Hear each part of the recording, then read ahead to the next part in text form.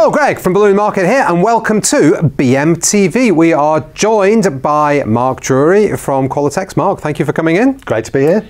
And this week, we're doing something a little bit different. And the reason we're able to do something different is that, well, Mark is now able to touch another type of balloon without burning. And it is Northstar. Northstar have been bought by Pioneer, and so you're using some of the Northstar range today to create this amazing piece, aren't you? Well, I'm hoping it's going to be amazing, and it's the first time genuinely I've inflated Northstar product. Was yesterday when we were designing. So that was it. So How was inflating the balloons? Different. Everything's slightly different. The neck size, how you attach things. But yeah, no, it's great. I'm really enjoying being able to create things with a full range of rose gold. Of course, yes, we're focusing on rose gold because rose gold is very trendy still, very en vogue.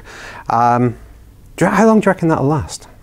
I think it's always going to be a very strong colour because it's a great coordinate. At the minute, as we've done today, we're showing a full range of coordinating rose gold latex with different foils and pulling it all together as one piece. Yeah.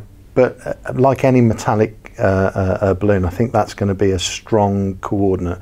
It goes great with mint green, goes great with black. So there's lots of other exciting combinations that will come later as the trends change to different things.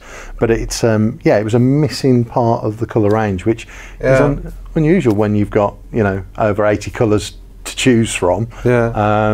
Yeah, really exciting. So you think rose gold will become just part of a standard colour range from like another silver or gold or something? Elements and principles mean that you will always have colour opportunities. And as things become, they've had this cycle where they've dived in, they're really exciting to start with. They'll become more exciting colour combinations as people learn what works with what, and you'll see some really interesting designs moving forward. Okay. All right. So we've obviously seen the design that you're going to be creating today. So what are we using to create that? So the first thing I was really excited by was the script balloons. Some things I noticed when inflating these is that obviously you've got a very small amount of volume of air.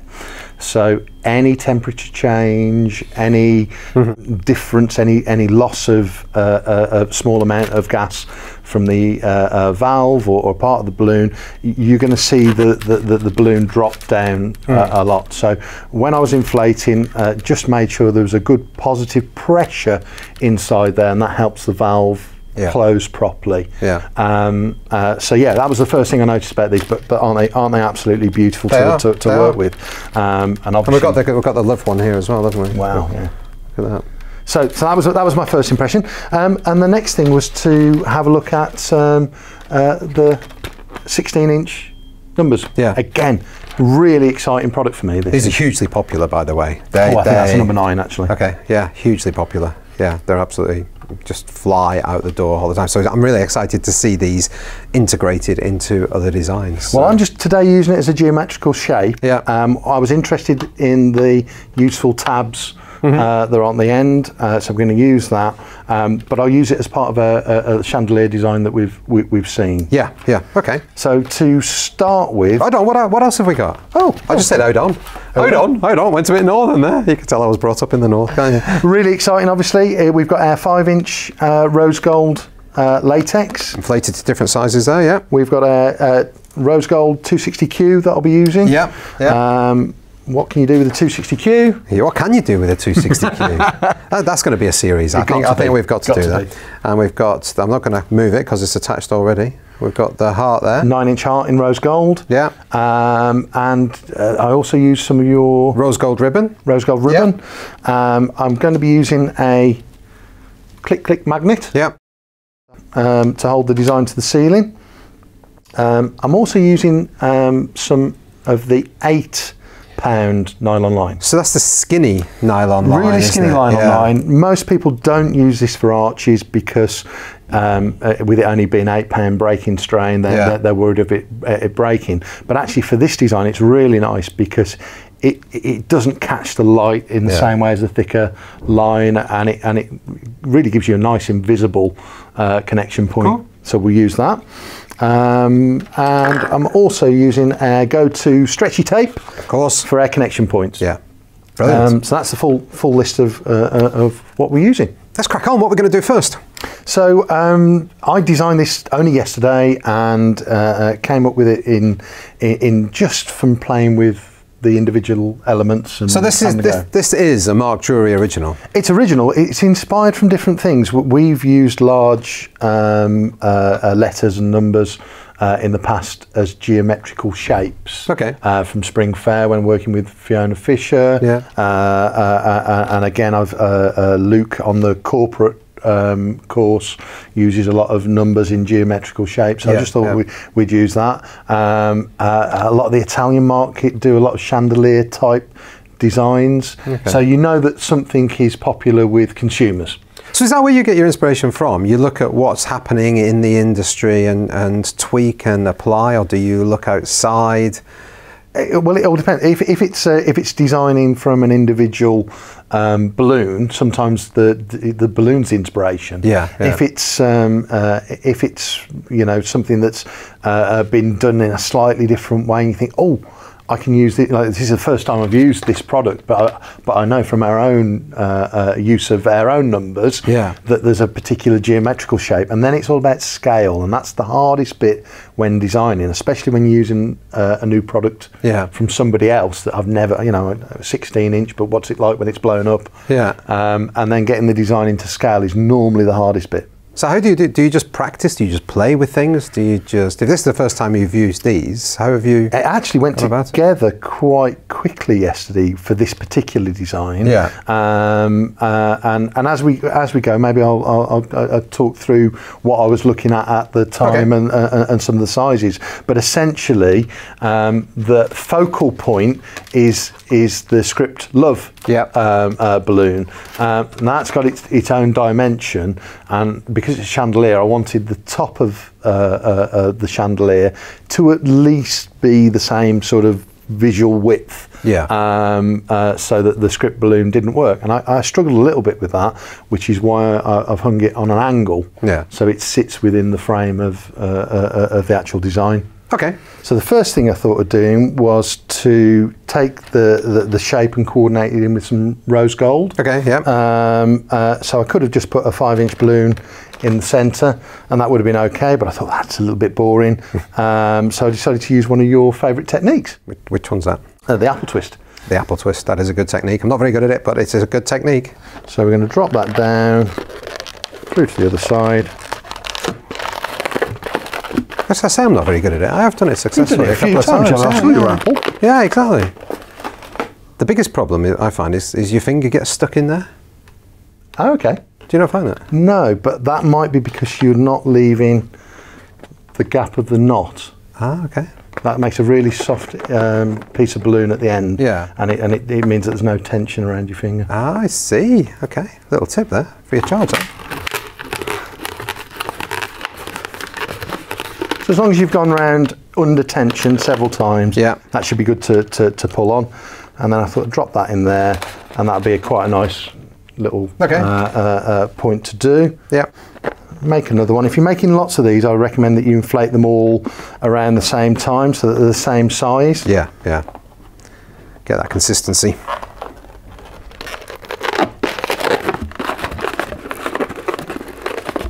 And then we have to drop that over, pull tight. Doesn't have to be really tight, but you have to not have these wobbling around on the inside. So you didn't have to tie a knot in those when you're attaching those with the 260? As long as I've stretched tight and wrapped round, that will sit quite well in there without causing a problem. And I've remembered my scissors this week. Well done. It's a basic requirement. Actually, I see you using a 260Q as a scissor keeper. I am, a rose gold one actually. What can you do with a 260Q? There's a show. There's a show. So that gave me my sort of inspiration from that point. I thought, okay, that's nice. I've got something that's going to coordinate in with any other latex that I'm doing.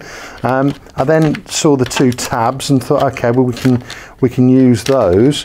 So this is where I sort of take a bit of your pre-cut rose gold ribbon, and I just tied that through and did a little curl.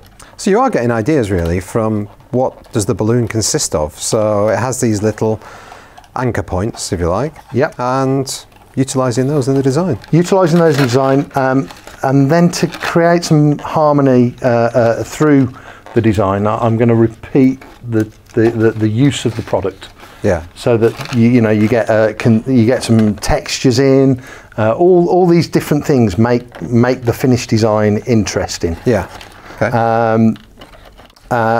And obviously it's a chandelier, so it's got to look chandelier-like at the end. Yeah. But quite as easy with the girl one, it could be used in a mobile design for a child. So that gave me a bit of something interesting on the end to use. I'm then going to use the mobile idea, and it's much easier to attach the nylon line now. So I'm going to complete that design by using some of our 8-pound line. Yeah. And taking enough out to attach to. Because this is relatively inexpensive, I'm going to have more than I need on this line, because I can always then adjust and put things at different height and create some rhythm in the design by doing some different pieces like that. Again, when you're tying with the nylon line, this will be pretty invisible on camera, I'm absolutely sure, because it's the 8-pound line, and it's hard to see with your eyes as it is. But when you're creating the knot, really important that you do a permanent knot. So round once, and then on the second one you've got to take the tail round once, twice, 3 times. And that stops it slipping. And that stops the line slipping. Not that there's any real great weight on the line, but I'll just cut that off. But you cut the wrong end. Cut the wrong end, so I can repeat that. Let's fix it. That was done just to demonstrate the knot tying technique, everybody. Measure twice, cut once. 1, 2, 3, and tie off, and then just remove your excess. Being really careful. Let me hold the. Being really careful. Don't pull. Don't cut that bit. I think it's good to show these sort of things though, because things go wrong. You just think that was an easy thing to fix. It's a really easy thing to fix, but it's easier when you're creating them. I'm using a 5 on this particular design. Okay. So if you create all the elements that are going to go into the design first, that gives you a really good idea. You work faster, and it's much easier to put together. Yeah. Okay. We'll attach the finishing adornments to that later. We now need to have the body of the design, and for here we've pre-prepared a set of clusters. One's around a 3-inch and one's about a 4.5-inch cluster. There is a BMTV Balloon Basics on how to create clusters, so we'll put that on the screen now as well, so you can see that, and there'll be a link down below on YouTube. So, and what we're going to do now is that we're going to drag in some of our elements that are pre-prepared. So a little bit of 260 in between the two. Yeah. And then that will drop into the design.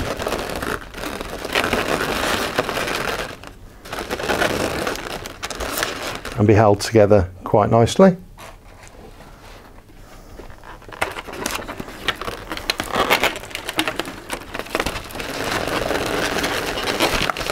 Now I haven't really attached these at this point. They're just sort of dragged through the clusters. What I'm going to do when I finish is I'm going to attach a little bit of 260Q to our last one, attach that in, and then create a permanent knot inside the design. So to just finish that, what we're going to do is we're going to roll tie 260Q onto the end. Now I have noticed you're asking some of the differences with the product. There's a really, really long tail on here. So that's really important to fold away. Yeah. So could you use the long tails to tie rather than using a 260Q? Is that something you could do? Really easy to do if their dimensions work. On this design, because we've used 4.5-inch balloons and a 5-inch cluster, there's not quite enough tail to tie together. But that would reduce having to tie your 260Qs at all. So remove my excess, and now I can place my last one in place.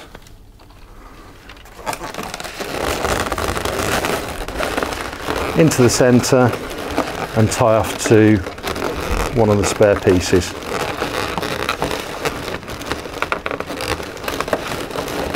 Okay, so I've got a lot of necks in here. So what I need to do is to get a neck from the centre of the cluster and another one, and tie those over all of the 260Qs are in place. And that permanently holds where they are. Yeah, simple enough. If the balloons were translucent, you'd want to clear all that away as well. But actually, they're not. They're absolutely fine as they are. So you can just leave those in there. So we just leave them as they are. And then I'm going to take another one of the smaller clusters, 5-inch balloon clusters. Grab a neck from the base.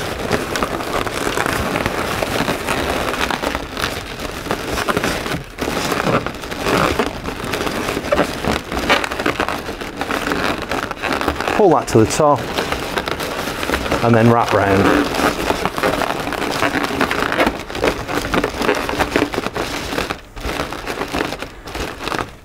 Excellent, it's coming together. It's coming together.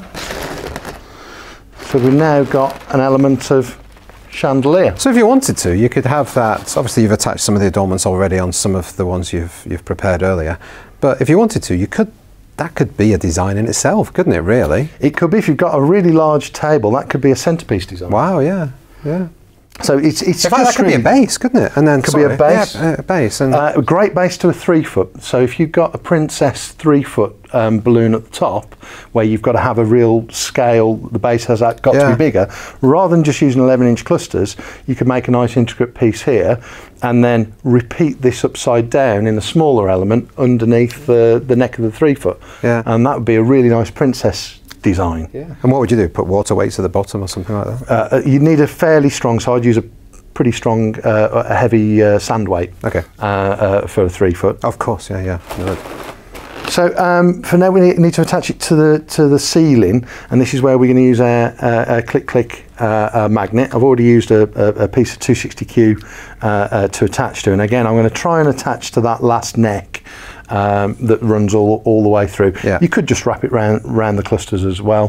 The important piece here is that you don't tie it too tight in, which would mean that you're having to put this under a lot of tension to attach to the ceiling, because that will be difficult to attach to the ceiling. Yeah. So what you're aiming for is you're aiming to tie it so that it comfortably sits at the top of the design. So you more or less you're wanting this to be touching the ceiling, more or less. More or less, and that if you've got any differences in weights with knots and so on, that will keep it nice and nice and stable.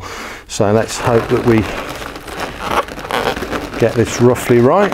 That's a good point, actually. I hadn't thought of that. The different weights with what nuts you might have cut off, or those bits you've left in the middle, are they more over to one side than the other? And little things like that would make a difference. Would make a difference. So again, just want it so it comfortably sits there. There's a little bit of stretch on it, but that's fine. Okay. And then I can remove my excess again. So now, this should, and we'll check it now, sit on the ceiling. Fingers crossed.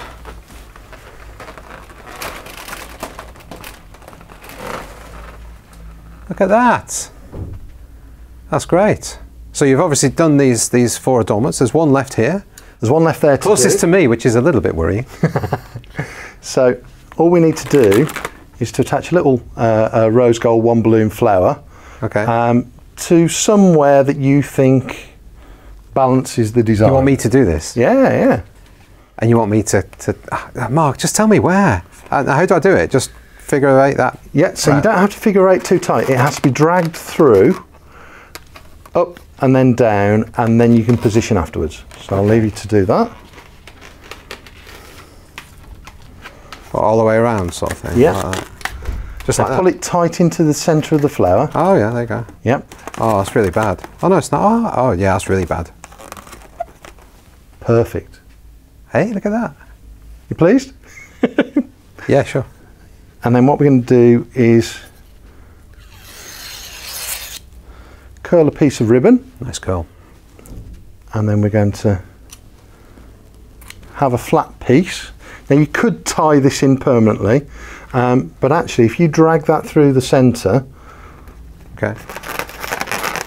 and it touches both sides, That'll just hold, yeah. that holds perfectly. Remove any excess.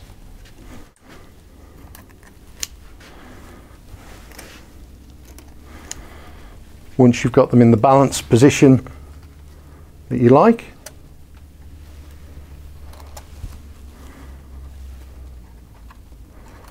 and the nice thing is the way that they're attached, you can move them quite easily, you know, and adjust them if you've left enough nylon line to work with.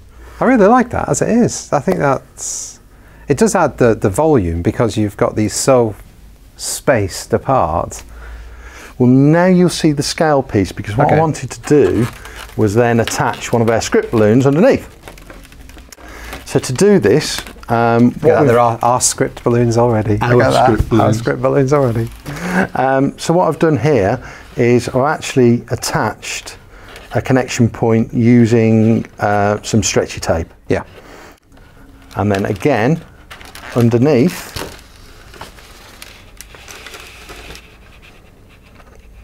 I've attached an attachment piece, some 8-pound monofilament line, and then that's attached again to the heart. Yeah. Okay, so that makes it nice and secure. And back to what I was saying about scale and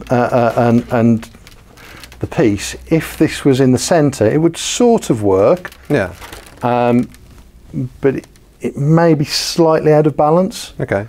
So when I've hung it, I've designed it to be hung at a little bit of an angle so that it's within the frame of the chandelier. Yeah, yeah.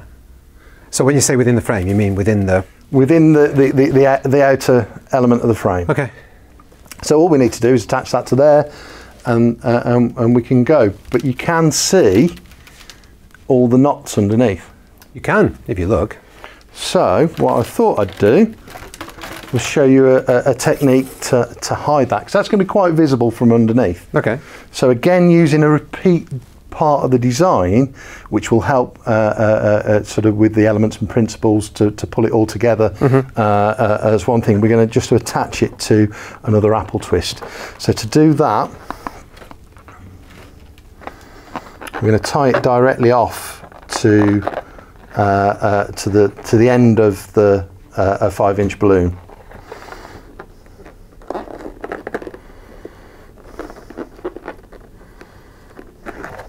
It's always fiddly with monofilament line. Always fiddly. One thing that you can do, because it's something that you're used to doing all the time, is just to tie a normal knot around it first. Yeah. Okay. And then tie it on as you would with your normal monofilament. So, 1,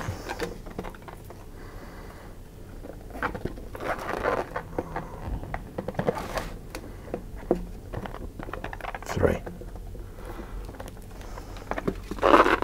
Okay, so then I'll create that through to a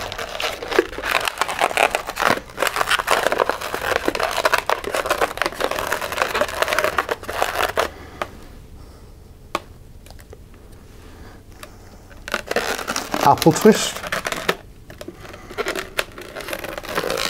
So you're just taking a scrap of 260Q there.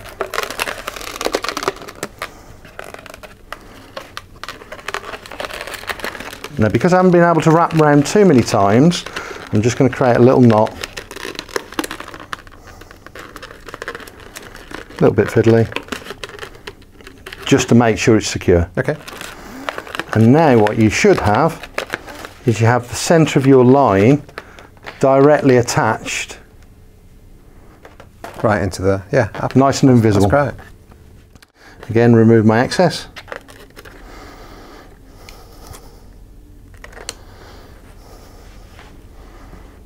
And then we can hang this just by tying it to one of those necks. So it would be better probably if you want to do this nice and tight to do it back into, rather than doing it in position. Yeah. Because I'm pulling against the weight, the magnet here. Yeah.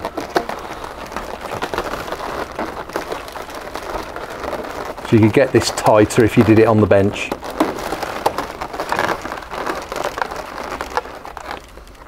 And what's nice about that is it actually hides all of the mechanics. Yeah.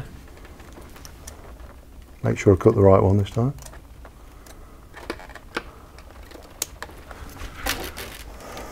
And there you go. And that's the finished design. That's great. Absolutely amazing, Mark. Now, one thing I would like to talk about, and I know we've talked about it independently, but we've not talked about it when we've done designs and stuff, and that is pricing and how to price these sort of things. Now, we have talked about it before. We have talked about the pricing tool, the interactive pricing tool that we designed based on the job costing form, and that's great. But what tips have you got? Have you got any thoughts, anything that we should be considering? If you looked at what I did yesterday, I started off and designed this as a bespoke design. Yeah. So this could be something that your clients ask you to do. A lot of people will come in and they'll have really quite fixed, clear ideas about what they want. Yeah. But they don't know the product, they don't know the balloons, they don't know how much it costs. And a lot of the time, our job is to discuss with the client and translate what their ideas are into the balloon world and put a piece together. So if I was designing this to do as a one-off bespoke design for a client, then the time that I took messing about and playing, checking that the scale was right, deciding where the connection points would go, deciding how big to do the flowers, thinking that I wanted some extra texture in, so using the rose gold, all that time's got to be incorporated into the sale. Yeah. So in that case, this design is worth a lot more to your client if you're doing it in that way. Yeah. However, if I'm going to decide that this is the first time I'm doing this design, so it is going to take me a little while to do, but actually I'm going to it's going into my portfolio, I'm going to redo it time and time again, yeah. Then actually on that first design time, I'm going to get that time back from the profit of multiple sales. Yeah. So I might decide to price it slightly differently. Yeah. At the end of the day, I think something like this does have some clear value to people, and it all depends on how you sell it. It might answer a different question. I think we were talking yesterday briefly about what we hate about sitting down. You were saying something about when you're at a dining table and you're sitting down with a group of people. Yes, and you can't see them because there's flowers or something in the middle. Yeah. Yeah. So in that case, if you want a really socially active night and you've got a round table and you've got the ceiling at a particular height, or you actually hang this lower, you can design it so that the bottom point is hung above the magic sort of 18-inch rule from the table, which means everybody can have a discussion. Yeah, yeah, no, that's spectacular. I mean, I think as well, you're talking about the pricing side of things. You can sell it cheaper the first time you do it because you're practicing it, call it training, whatever you like, and then you've got that to take pictures, to put on Pinterest, to put out there on Instagram, all of that sort of stuff. So that's your marketing. But also the thing to consider, I know there's a lot of people in the industry at the moment that are such and such is selling this balloon at $199 and it's the standard 18-inch balloon. Nobody's going to be doing that, are they? None of these big retailers are going to be doing this sort of thing. So that's a great way to differentiate, is to do something that just they're not going to do. So the basic... It's fun. I mean, you know how much fun I've had playing with the new product and, and actually coming up with something that I was happy with visually. Yeah. So Mark, the big question, and a lot of people, and sometimes you say, no, I'm not going to tell you. What would you charge for this on the day of filming, which is November not got my glasses on. It's November 2017, 15th, 2017. If I'm honest, at the minute, I don't know how much the Northstar 16-inch numbers, all the script balloons are. Okay. But in terms of perceived value, I look at that and I think I'd quite easily be able to get $45.99 for that as a perceived value piece. Yeah. But that's based on doing it once. It might be, when you work it out, if I take a rough guess at product costs of being £11-ish at the minute, but I'm only guessing, I don't know the cost of some of these elements. It might be, if you're selling lots of these repeatedly, that you're more than happy to sell it at £35. Because there's good margin to be had. Well, the other thing is, people might have more than one. So if you're doing an event and they've got 10 tables, that's great. And you can just turn up with these as well, Magpul or whatever. Exactly. And because it's all air filled, you can make this in advance. Yeah. So you can be utilising some of that time in the week that's maybe less busy with retail requests. Yeah. Yeah. Mark, that is spectacular as always. So thank you so much. I'm glad you enjoyed playing with your new products. Yeah, and there you go. So I hope you enjoyed that. Thank you to everybody for watching. Thank you for subscribing. See you next time. Bye. Bye.